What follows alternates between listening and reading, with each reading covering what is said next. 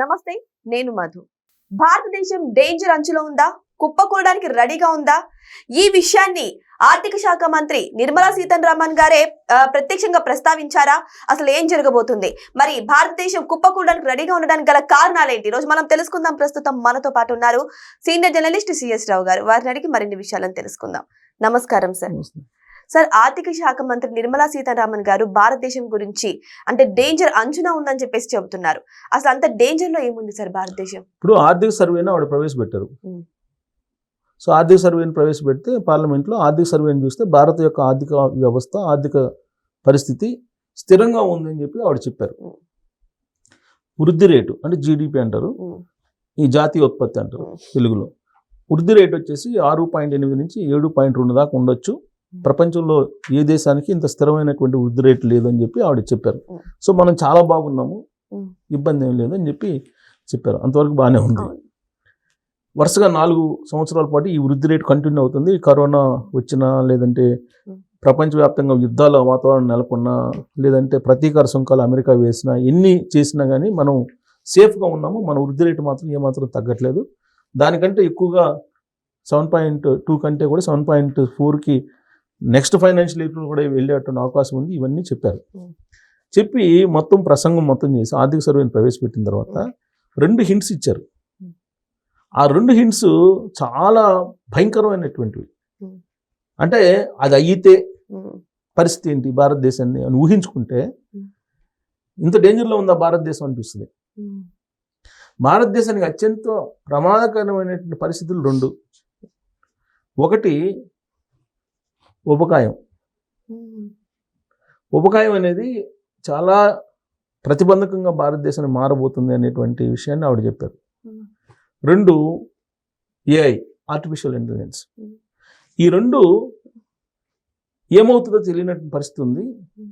ఈ 2 కనుక అదుపు తప్పితే భారతదేశం యొక్క ఆర్థిక పరిస్థితి ఉల్టా అయ్యే అవకాశం ఉంది అని చెప్పి ఆవిడ చెప్పారు. చెప్పి ఇంకొక కోడ్ కూడా చేశారు.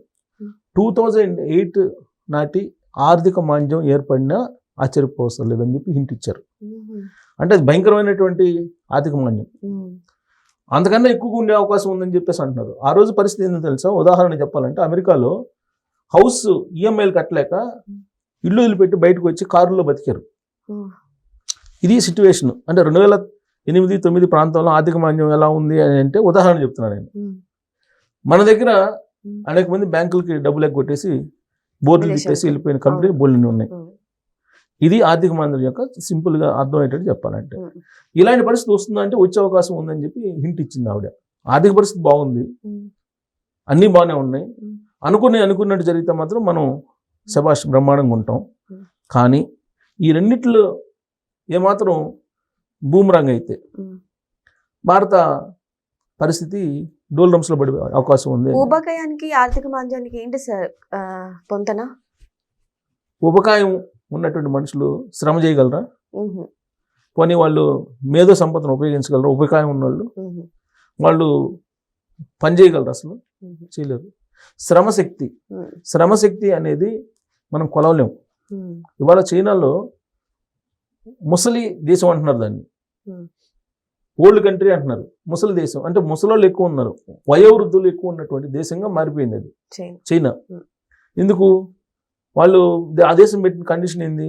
ఒకళ్ళకంటే ఎక్కువ మీరు కానొద్దు, ఒకళ్ళకంటే ఎక్కువ కంటే కనుక మీకు ప్రభుత్వం వైపు నుంచి అందేటువంటి అన్ని సహాయ సహకారాలన్నీ ఆగిపోతాయని చెప్పి కండిషన్ పెట్టారు. దాదాపు 20-30 సంవత్సరాలు దాన్ని కంటిన్యూ చేశారు. దాంతో పునరుత్పత్తి రేటు తగ్గిపోయింది, జననాలు తగ్గిపోయినాయి. ఉన్నటువంటి వాళ్ళ యొక్క జీవన కాలం పెరిగింది. అంటే బతికేటువంటి ఏజ్, ఇంతకుముందు మనకు సరాసరి బతికేటువంటి ఏజ్ 50 అలా ఉండేది. ఇవాళ పరిస్థితి 65కి వచ్చేసింది. ప్రపంచ దేశంలో అమెరికా లాంటి దేశాల్లో అయితే ఇంకా 70-80 ఉంది. చైనాకి టెక్నాలజీ పెరిగింది, మెడిసిన్స్ వచ్చాయి, అన్నీ వచ్చాయి కాబట్టి మనం జీవించేటువంటి కాలం పెరిగింది. సో ఇప్పుడు అక్కడ పునరుత్పత్తి తగ్గిపోయింది. కారణం ఏంటి? పని ఒత్తిడి, పెళ్ళిళ్ళు చేసుకోకపోవడం, పెళ్లి చేసుకున్నా కానీ పిల్లలు వద్దనుకోవడం. పిల్లలు ఎందుకు వద్దనుకుంటున్నారు? ఆర్థిక పరిస్థితి బాగలేదు కాబట్టి పిల్లలు ఒకరితో సరిపోతారు అనేటువంటి పరిస్థితి ఫిక్స్ అయిపోయారు. అందుకే ఇప్పుడు చైనా ఏం చేస్తుంది, మీరు పిల్లల్ని కానండి, మీరు ఎంతమంది పిల్లల్ని కంటే అంతమందికి 1,50,000 ఇస్తామని చెప్తున్నారు. ఆఫర్ ఇచ్చారు వాళ్ళు. తర్వాత వాళ్ళని పెంచడానికి కావాల్సినటువంటి వెసులుబాట్లు చూపిస్తామని ఆఫర్లు ఇస్తున్నారు. ఇన్ని ఇచ్చినప్పటికీ, గత 2 సంవత్సరాల నుంచి ప్రకటించారు, ఇన్ని ఇచ్చినప్పటికీ అక్కడ జనాలు రేటు పెరగట్లా. ఎందుకు మరి ప్రభుత్వం అట్లా చేస్తుంది అని అంటే, ఇప్పుడు వృద్ధులు ఉన్నారా, వాళ్ళు శ్రమ చేయలేరు. మరి శ్రమ చేయకుండా నీకు ఆర్థిక వృద్ధి ఎక్కడ పెరుగుతుంది? పెరగదు కదా. పైగా ఆర్థిక భారం అవుతుంది. ఆర్థిక భారం అవుతుంది వృద్ధుల సంఖ్య పెరిగితే. నెక్స్ట్ జనరేషన్ రాకపోతే మీకు ఆర్థిక వృద్ధి ఎక్కడ ఉంటుంది? ఇవాళ భారతదేశం ప్రపంచంలో 3వ ఆర్థిక శక్తిగా ఎదుగుతుందని చెప్పి అందరూ చెప్తున్నారు. 4 నుంచి 3కి వెళ్తుందని. ఎందుకు? 50 సంవత్సరాల లోపోళ్ళు అత్యధిక ఎక్కువగా ఉన్నటువంటి కంట్రీస్లో భారతదేశం నెంబర్ 1లో ఉంది. అంటే శ్రమశక్తి, శ్రమ చేసేటువంటి వాళ్ళు ఎక్కువ ఉన్నారు. శ్రమశక్తి ఇచ్చేటువంటి ప్రొడక్షన్, ఉత్పత్తి, అది చాలా మనం అన్లిమిటెడ్, కొలవలేము, మనం అంచనా వేయలేము, అంత ఎక్కువ ఉంటుంది. ఇప్పుడు మనం అందరూ పనిచేశారు అనుకోండి, ఒక ఇంట్లో 4-5 ఉన్నారనుకోండి, ఈ 5 ఉండేటువంటి 5 పనిచేశారనుకోండి, వాళ్ళ ఆర్థిక పరిస్థితి ఎలా ఉంటుంది? ఈ 5 ఒకటి పనిచేసేవాడు ఉన్నాడు, మిగతా 4 పనిచేయలేని పరిస్థితి ఉంటే ఏంటి? జరగడం కష్టం అవుతుంది. సేమ్ అంతే భారతదేశానికి కానీ, చైనాకి కానీ, అమెరికాకి కానీ, ఏదైనా అంతే. మరి ఏఐతో ఏంటి సంబంధం? ఏ అభివృద్ధి చెందితే ఇంకా మంచిదే కదా సార్. ఇక్కడ ఉపకాయం మనం ప్రస్తావించాం. ఉపకాయం డేంజర్ అని చెప్పి నిర్మలా సీతారామన్ చెప్పారు కదా. సో ఉపకాయం పెరిగితే అనేక రకాల రుగ్మతల కారణంగా పునరుత్పత్తి ఉండదు, శ్రమశక్తి ఉండదు, అయిపోయింది ఉపకాయం వల్ల వచ్చే నష్టాలు. అందుకే ఎప్పుడో చెప్పారు, దేశం అంటే మట్టి కదా, దేశం అంటే మనుషులే అని చెప్పి. తర్వాత రెండోది ఏఐ, ఆర్టిఫిషియల్ ఇంటెలిజెన్స్కి సంబంధించి ప్రైమరీ స్టేజ్లో ఉన్నాం మనం. ఈ ఆర్టిఫిషియల్ ఇంటెలిజెన్స్ ప్రపంచాన్ని ఎటు తీసుకెళ్లొద్దో అర్థం కావట్లా. ఇప్పుడు తాజాగా మైక్రోసాఫ్ట్ గంటలో 36 లక్షల కోట్ల రూపాయలు నష్టపోయిందంట. 36 లక్షల కోట్లు, తాజా న్యూస్ అది. మైక్రోసాఫ్ట్ 36 లక్షల కోట్ల రూపాయలు గంటలో నష్టపోయిందంట. ఎందుకు అని అంటే ఆర్టిఫిషియల్ ఇంటెలిజెన్స్ మీద రీసెర్చ్కి కంపెనీలు పోటీపడి పెట్టుబడులు పెడుతున్నాయి. మైక్రోసాఫ్ట్ కానీ, ఓపెన్ ఏఐ కానీ, మెటా కానీ, గూగుల్ కానీ, పెద్ద పెద్ద కంపెనీలు అన్నీ కూడా పోటీపడి పెట్టేస్తున్నాయి. ఎందుకు? రాబోయే రోజుల్లో మనం లీడ్ చేయకపోతే కనుక మనం నిలబడలేము అనేటువంటి ఉద్దేశంతో పెట్టుబడులు, రీసెర్చ్కి పెట్టుబడులు పెడుతున్నాయి. ఎక్కడి నుంచి పెట్టుబడులు పెడుతున్నాయి? లోన్లు తీసుకుని పెడుతున్నాయి. బ్యాంకుల్లో లోన్ తీసుకుని పెట్టేది. వాళ్ళ దగ్గర ఏమి అమౌంట్ ఉండదు కదా. ఇండస్ట్రీస్ దగ్గర ఎప్పుడు కూడా అమౌంట్ ఉండదు.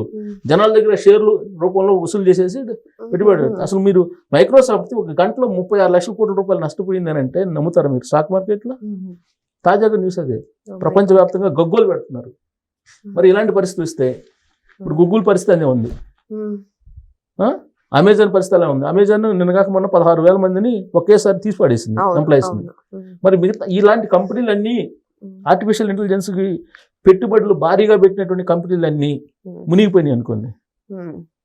ఇప్పుడు మన భారతదేశం యొక్క జీడిపిలో అత్యధిక వాటా సర్వీస్ సెక్టార్ది, అంటే ఐటీ సెక్టార్ది. మరి ఇంకా ఐటీ దెబ్బతిన్నప్పుడు భారత ఆర్థిక పరిస్థితి ఏంటి? పరిస్థితి కుప్పకూలిపోతుంది. అందుకే ఈ 2 డేంజరు మన దేశానికి అని. ఇప్పుడు సర్వీస్ సెక్టార్ మీద ఆధారపడటమే తప్పు. సర్వీస్ సెక్టార్ కాకుండా మ్యానుఫ్యాక్చరింగ్ సెక్టార్, లేదంటే అగ్రికల్చర్ మీద ఆధారపడినటువంటి దేశాలు స్థిరంగా ఉంటాయి.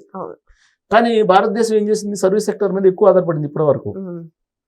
కాబట్టి ఈ 2 డేంజరు, ఈ 2 కనుక ప్రమాదాలు లేకపోతే భారత ఆర్థిక వ్యవస్థ బాగుంటుంది. ఈ 2 కనుక ఏమాత్రం దెబ్బతీసినాయా, ఉపకాయం పెరిగింది అనుకోండి, 2% ఉపకాయం పెరిగితే కొన్ని కోట్ల రూపాయల, కొన్ని లక్షల కోట్ల రూపాయల తేడా వస్తుంది జీడిపిలో.